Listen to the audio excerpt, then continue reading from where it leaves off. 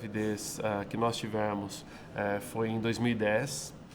Eu me lembro até hoje, foi muito interessante, porque eu estava viajando a trabalho e eu estava em Barcelona e a Ellen me ligou e falou, olha, eu preciso que você vá para o quarto do hotel, uma coisa que eu preciso te contar alguma coisa.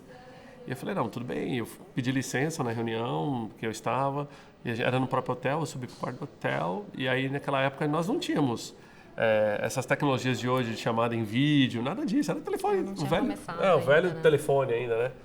E talvez estava começando um pouquinho mais assim, você tinha algumas tecnologias, mas não eram tão bacanas. E ela me falou assim, eu queria te contar uma coisa assim, que eu tô grávida. Uma primeira reação até um pouco surpresa da minha parte, assim, de como receber aquela notícia, porque a gente não estava tentando, não havia nenhum planejamento, nada. A gente era recém-casado, a gente tinha basicamente um ano de casados naquela fase.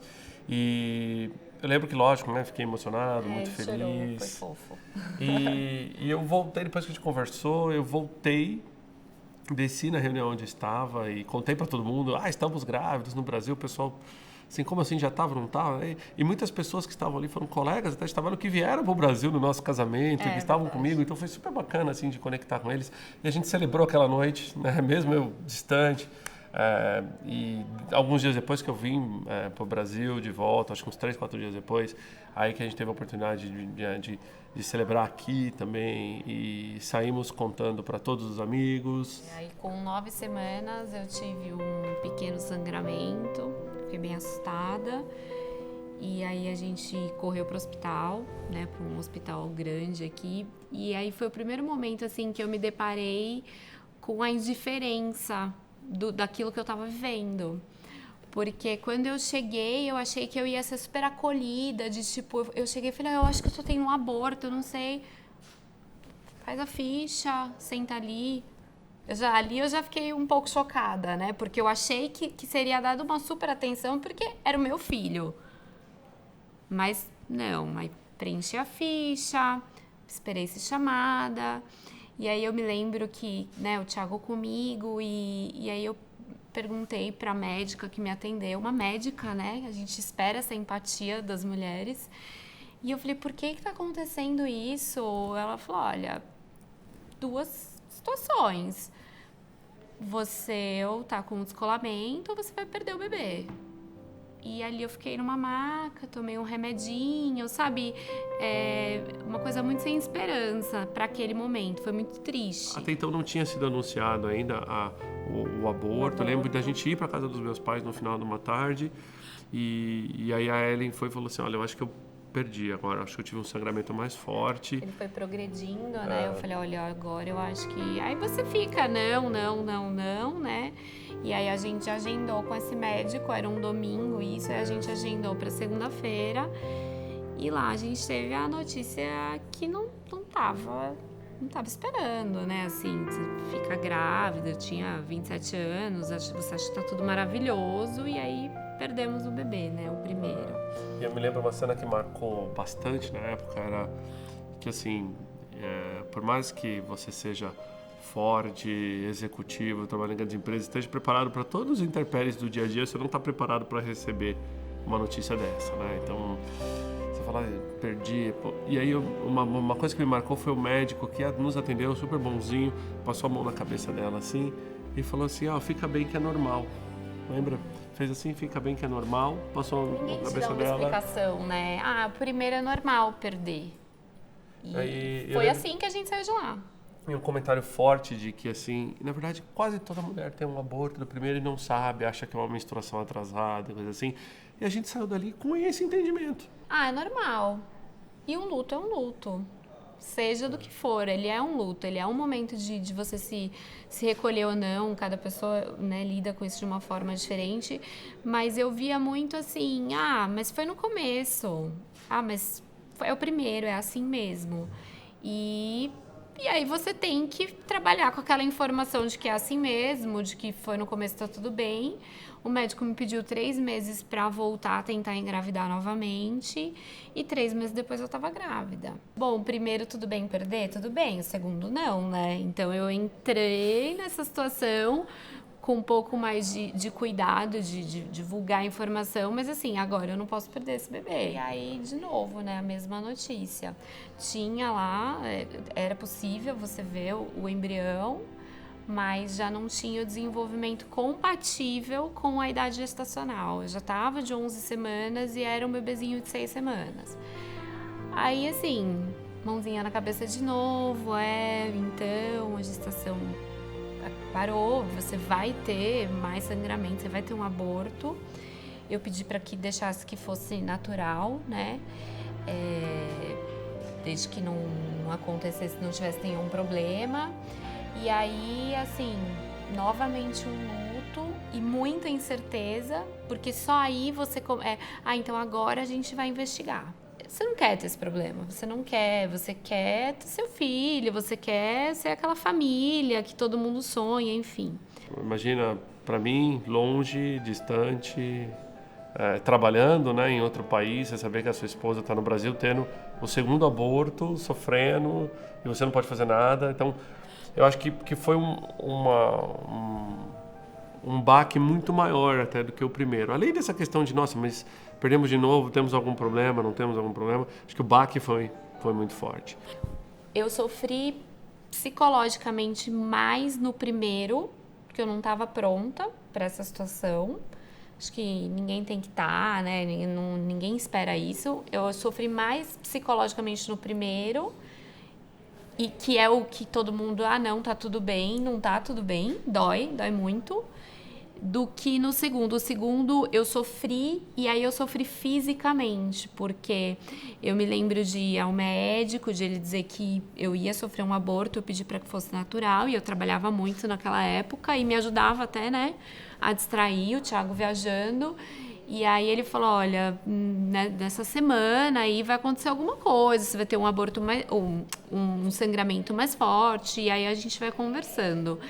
E aí eu lembro que assim, era uma sexta-feira, todo mundo indo embora, e eu levantei pra ir embora e aí eu senti alguma coisa, sentei de novo, esperei todo mundo sair, e aí fui até o banheiro e aí vi que aquele processo tinha se iniciado. Então assim, foram 7 horas naquele processo. Eu ia pegar o carro, liguei para uma amiga, ela falou, não, você vem para minha casa. Então eu fui acolhida por amigos, até que tudo aquilo, acabei passando a noite lá, enfim, até que aquele processo todo terminasse. Então assim, ainda que as pessoas digam para você, olha, não dói, é o primeiro, tá tudo bem, dói de várias formas, né? A dor, ela não precisa ser só física. Então, eu senti intensidades diferentes as duas questões, e em momentos que as pessoas julgavam que estava tudo bem. Para mim, não estava. E muito assim, a gente tem muitos primos, muitos amigos que nessa área assim de medicina, que comentavam muito de que as coisas estão normais, vão fazer alguns exames. E aí foi onde a Ellen pesquisou mais a fundo, assim, eu não vou me contentar assim com informações de que simplesmente é normal ou é comum ou que eu vou buscar um especialista. O doutor pediu uma série de exames e a gente fez todos aqueles exames. Nossa, era muito exame. E aí, no final, a gente teve aquela mania que todo brasileiro tem, que é abrir o exame e interpretar sozinho. Então a gente pegou os exames, olhou, sem problema. Caso aí, compatibilidade, é compatível, ok, olhamos e falamos, a gente não tem problema, putz. Porque tem hora que eu acho que você começa a procurar, eu prefiro ter um problema. A sensação é que a gente queria ter alguma coisa, porque senão você vai ficar tentando até quando? Então, assim, é melhor achar alguma coisa, sabe? Né? A gente queria ter algum problema. Aparece o que nesse exame? É comum os casais verificarem o resultado do crossmatch, e é um teste que é pouco usual, né? E até para os médicos é pouco usual. Muitos dos médicos, quando veem o teste, falam assim, tá tudo bem, tá tudo certo, deu tudo normal, né? Mas a interpretação em relação ao abortamento é exatamente o oposto. É que quando existe esse excesso de compatibilidade, ou seja, os casais serem parecidos, dificultaria um resultado reprodutivo normal. Então, se a gente lembrar até das coisas bíblicas, né, que não se deve casar irmão com irmão, né, parentes próximos, talvez tenha alguma coisa a ver nesse sentido. Nem sei se a Bíblia fala exatamente isso, mas a gente imagina que tem alguma coisa que se relacione com um aumento de dificuldades na reprodução quando existe um fechamento das populações. Então, populações muito fechadas, existem alguns estudos até com populações que se fecham entre si e se reproduzem muito isoladamente, então existe uma taxa de abortamento maior nesse grupo e uma taxa de infertilidade também. Então, imaginando que a miscigenação social e racial seja interessante do ponto de vista da evolução humana. Eu percebi que tinha aquele exame, que é o cross-match, né, que é o cruzamento dos sangues, enfim, que eles descobrem várias coisas, foi a solução para os nossos problemas. Tinha que ser incompatível, e lá dava compatível. Eu cheguei no consultório, nós chegamos, né, ele deu uma bronca, falou, olha, vocês não têm que interpretar exame, né, ainda brincou, falou, vocês procuram almas gêmeas, aí acha até o sangue é parecido, dá todo esse problemão. E aí a gente... ele olhou todos os outros exames, estava tudo em ordem e realmente era o cross-match que dava, que tinha essa questão. E aí a gente começou o tratamento. E uma coisa assim que me enchia de esperança é que todas as vezes que eu ia para fazer a aplicação da injeção, encontrava com 3, 4 mulheres que tinham tido 5, 6, 7 abortos, até fazendo fertilizações, não dava certo. E aí faziam aquele tratamento que era simples até, era um pouco dolorido para mim, mas era simples de fazer, e tinham o que toda mulher queria, né, que estava buscando ali naquela situação, que era o positivo. Mas na época era um negócio que sofria bastante. Doía então muito, a Ellen já ia um dia antes com pomada, gelo para poder aplicar no negócio. E eu ia um dia, na verdade eu ia um dia antes, tirava 8 ampolas de sangue, que já era muito no meu caso, que sou pequeno, 8 ampolas faziam uma certa falta. E aí depois fazia essa lavagem e injetava nela. E eu lembro que ela saía dessas sessões assim, super esperançosa, com muita dor, mas esperançosa, falou assim, eu tenho certeza que essa dor vai valer a pena. Entendeu? Eu não estou passando isso aqui por qualquer coisa, eu estou passando por isso aqui porque eu tenho certeza que vai valer a pena. Bom, passado alguns, acho que foram 6 sessões, Não, foram né? 3 injeções, 3 a cada injeções? 15 dias. Aí você, depois desse período de tratamento, estaria liberado para tentar novamente a gestação. E aí 3 injeções depois, né? Depois desse período, a gente liberou para tentar engravidar de novo, e aí veio positivo. E aí eram mais 3 injeções nesse primeiro trimestre, né, do bebê. E no meu caso, não são todos os casos, mas aí no meu caso eu também fazia a aplicação de Clexane. Todos os dias Que é a heparina, tinha que fazer a aplicação da heparina. E assim, e o Thiago viajava demais, na época no começo ele fazia pra mim. E aí eu lembro quando ele viajou, eu falei, vou até uma farmácia pra fazer, e aí não faziam.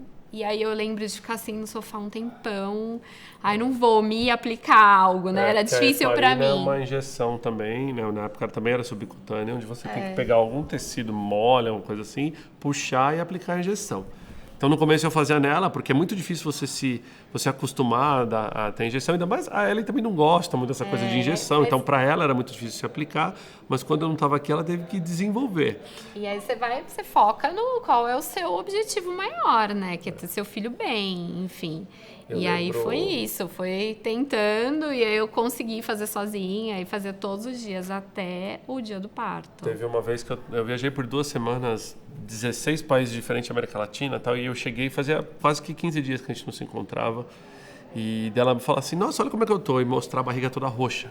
Lembra? Porque às vezes você pega, né, uma veinha, assim, algum vasinho, na verdade. Eu lembro que aí fica assim. aquilo me assustou, né? E de eu falar com ela, não, putz, eu sei pelo que você está passando, mas é pro bem do nosso filho. E a gestação do Murilo foi uma gestação razoavelmente, tirando, né, essa questão da tudo tranquila, assistida, né? Assistida pelo Barini e tudo mais. E aí veio aquela questão de o que vai ser. Ele acabou ficando numa posição onde a gente optou pela cesariana, né? Porque ele estava sentado, cordão umbilical enrolado e tudo mais. Porque como eu perdi no início, eu não imaginava, sabe, ver aquela barriga crescer, isso tudo doía, né? Falar, eu nunca vou ter isso. Então, ter aquele barrigão e tudo era maravilhoso, né? Era a realização de um sonho, mas não foi uma gravidez que eu fiquei tranquila. Porque qualquer coisa eu queria ir pro hospital. Porque você já passou pela perda, entende? Então, assim, por exemplo, eu não...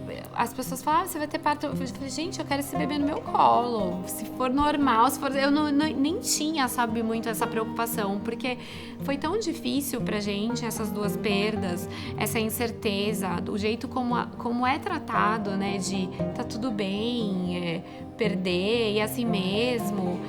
E você não saber se um dia você teria ou não o seu filho, quer dizer, então foi uma gestação difícil no sentido mais emocional da coisa. O medo, né, tudo, qualquer coisa, mexeu muito ou mexeu pouco hoje, sabe? Isso tudo é muito relativo, e qualquer coisa eu queria correr para o hospital, e não precisa ser dessa forma. Eu lembro que se o bebê ficasse um dia sem se movimentar, ou se ela não percebesse movimentação, um dia era o hospital. Ela já, qualquer coisa, qualquer, né, evento era um alarme pra gente ir no hospital. Tanto que eu brinco até bastante que quando ele nasceu, que foi numa madrugada de domingo para segunda, que a Ellen falou para mim, olha, eu acho que estourou a bolsa, a gente tinha ido no hospital 3 vezes no final de semana. E aí, assim, eu falei, não, olha, eu só vou pro hospital agora se eu efetivamente tiver certeza que é para nascer e tal. E aí eu lembro da gente brincar assim, tá bom, temos certeza, vamos pro hospital, acorda todo mundo agora, era tipo 4, 5 da manhã, liga pro meu pai, liga pro seu pai, vamos ligar para todo mundo agora, já que a gente vai acordar cedo, todo mundo vai acordar cedo também. E quando ela ganhou o bebê, né, a gente teve nosso primeiro filho, era 7 da manhã e o hospital tava lotado. A gente tinha todos amigos, familiares, todo mundo estava lá numa segunda-feira, 7 da manhã, para ver o bebê nascer, de tão desejado que era aquela criança, não só para nós, mas para os pais, para os irmãos, a expectativa, né, da família, dos amigos. Assim, analisando 2 gestações, né, 2 abortos depois, você para pensar o que podia ter sido feito de diferente, né? Primeiro, começando lá pelo meu atendimento no pronto-socorro, que foi tão desumano, sabe? Eu acho que a gente precisa olhar como um ser humano único que está vindo, enfim, eu preciso buscar, dar todo o atendimento para aquela vida, e não foi isso que eu senti. Eu não me senti acolhida, sabe? Eu me senti fazendo parte de uma estatística. E aí toda essa busca depois disso por um médico que me pedisse exames completos, porque você ficava nessa incerteza, será que aquele médico pediu todos os exames? Né? Então quando eu encontrei o Dr. Ricardo Barini, que me pediu, não, então vamos fazer esses e esses exames extras, e por que o primeiro médico não pediu? Será que eu não poderia ter sido submetida a esses exames antes de iniciar essa busca por ter um filho? Será que não teria me poupado tantas lágrimas? Porque é muito sofrido, né? A gente não pode dizer assim, eu ouço isso até hoje. Eu tenho 2 filhos lindos, então assim, ok, tá tudo bem, mas eu ouço as pessoas falarem, não, perdeu no comecinho. Perdi, eu tive 2 expectativas frustradas de um sonho que não aconteceu e que eu não sabia, porque hoje é fácil dizer alguma coisa porque eu tenho 2 filhos lindos, mas antes eu não sabia se eu ia conseguir ser mãe pelas vias naturais, né? Assim, será que eu vou poder gerar uma criança? Então, acho que isso ficou muito forte para mim. Eu acho que poderia ser um conhecimento comum, assim como é o ácido fólico. A mulher quer engravidar, por que não toma X semanas de ácido fólico? Porque já é comprovado que é bom. Eu acho que esses exames poderiam ser, sim, parte aí do que todo médico pede para os casais, para que fique mais tranquilo. Não tem que esperar uma perda, né? Não tem que esperar que aconteça algo ruim para que, sim, então vamos investigar. O custo do exame provavelmente ele tem um custo-benefício bastante interessante na equação aí de você se preparar. E até porque não é comum pedir exame para o pai, né? Então, assim, geralmente os exames são todos focados na mulher.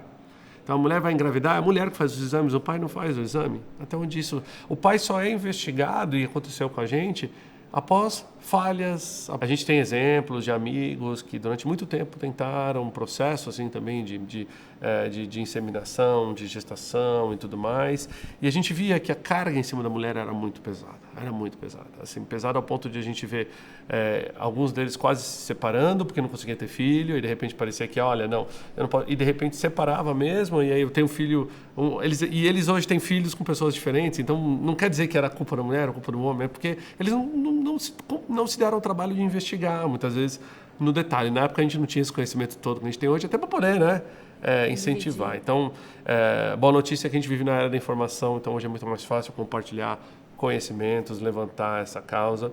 E aí a gente teve a história do segundo filho, né? Porque aí a gente já sabia, tivemos o primeiro, e não é porque a gente teve o primeiro que está tudo resolvido, né? Não é porque, então nasceu o primeiro, está tudo resolvido, daqui para frente não precisa fazer mais? Não. O segundo filho veio 2 anos e meio depois.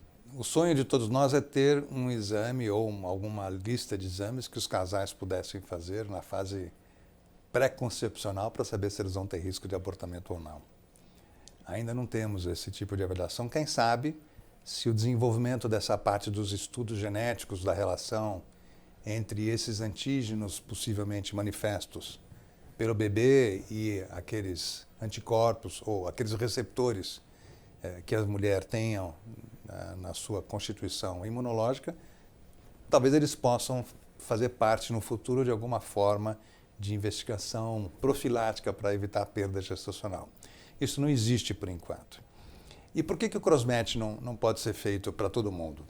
Porque ele certamente vai dar negativo para todo mundo, e sem o significado que tem depois que a mulher já abortou. Vamos voltar um pouco atrás. A mulher não nasce com a adaptação pronta para a gravidez. Ela desenvolve a adaptação durante a gestação. Portanto, fazer o crossmatch antes dela engravidar não vai ter significado clínico nenhum. Só vai mostrar que ela não tem ainda um anticorpo para os antígenos que o seu marido tenha. Então é só a partir do momento que ela tenha contato com os antígenos é que o crossmatch pode ficar positivo. Portanto, ele não tem sentido em ser utilizado como um rastreamento para saber se a paciente tem maior ou menor risco de abortamento. Ele só pode ser interpretado como um fator ligado ao abortamento se já houve o abortamento. Mas ele não pode ser usado como um teste de rastreamento. Então, infelizmente, a gente não tem esse tipo de exame para ser oferecido por enquanto. Então, na segunda gestação, já foi uma gestação mais tranquila física e emocionalmente, porque eu estava melhor amparada por um médico que sabia o que estava acontecendo, né, que buscou me ajudar, buscou cuidar num todo. Então, tudo transcorreu de uma forma mais tranquila. Não existe ainda assim, uma validade do tratamento nesse sentido, porque ainda é muito novo, então muito está sendo comprovado, mas assim, por precaução a gente vai fazer mais algumas aplicações. Então voltamos tira o nosso sangue, faz o soro, aplica na Ellen e tal. Não precisou o tratamento com heparina, né, para poder afinar o sangue e tal. E aí tivemos o segundo filho, parto normal, a gente quis um parto humanizado, que foi bem bacana, dentro do limite do que é seguro, considerado seguro pela medicina, mas foi uma experiência que eu recomendo até que os pais, os que estejam acompanhando a esposa, se envolvam mais. Eu não tive, infelizmente, devido ao trabalho, a oportunidade de acompanhá-la nas sessões para discutir o parto humanizado, e no dia do parto eu fiquei um pouco perdido com toda a dinâmica do parto humanizado ali. Mas é muito bacana. Mas foi assim, hoje é caso para se contar para os amigos, para dar risada e tudo que aconteceu. E, na verdade, hoje a gente tenta, cada vez que a gente conhece novos casais que estão buscando assim, engravidar e que estão buscando cada vez mais, sei lá, ampliar a sua família, a gente sempre comenta da nossa história, que a gente passou, deixou de passar. Para levar um pouco de esperança, né? Porque quem não conhece a história imagina que, foi assim, foi tudo simples, e não foi, né? Então, e mostrar que existe um caminho, né, que dá para atingir esse sonho. Então, acho que o objetivo sempre é esse, né, partilhar as dificuldades e mostrar, olha, hoje eles têm 7 e quase 5 anos e tá tudo bem. Foi difícil, foram muitas lágrimas até a gente conseguir, né, realizar um sonho, mas é possível. Então, acho que é a esperança, né, que tem que ficar. Então, assim, é realmente uma coisa que as pessoas precisam se informar, estudar mais, conhecer histórias de quem teve. Hoje a gente tenta inspirar, a gente foi inspirado na época, igual ela comentou, você ia no consultório, você via pessoas. Eu lembro que a Ellen chegou contando isso pra mim, assim, nossa, eu fui no consultório do médico. É uma injeção de esperança mesmo, né? E ele tem um porta-retrato que fica passando a foto das mães durante o tratamento e as mães com os filhos. Era um porta-retrato digital, naquela época era um negócio meio que novo, né? Hoje em dia não é mais, mas naquela época era um negócio novo. Eu acho que depois de passar por tanto sofrimento, tanta provação, tanta coisa difícil, acho que o que fica de lição é que se a gente tem um sonho, a gente tem que perseguir, que a gente não passa nada por acaso, né? Acho que todo esse trajeto era o caminho que a gente tinha que viver mesmo, tinha que seguir.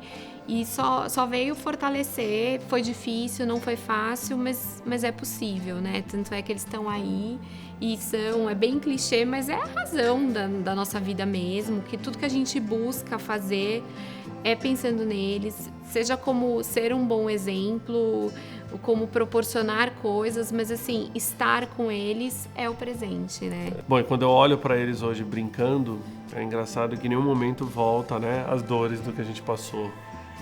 Não volta as dificuldades. A única coisa que volta é o aprendizado pelo que a gente passou. E também acredito que se a gente passou por isso é porque tinha que passar, mas isso não nos impede de contar essa história, de estar levando também essa mensagem positiva para amigos, para colegas, para pessoas que queiram ter também, igual nós temos hoje, nossa família, meninos amados, entendeu? Um pouco bagunceiros de vez em quando, né? Mas que estão alegrando aí cada vez mais o nosso dia a dia.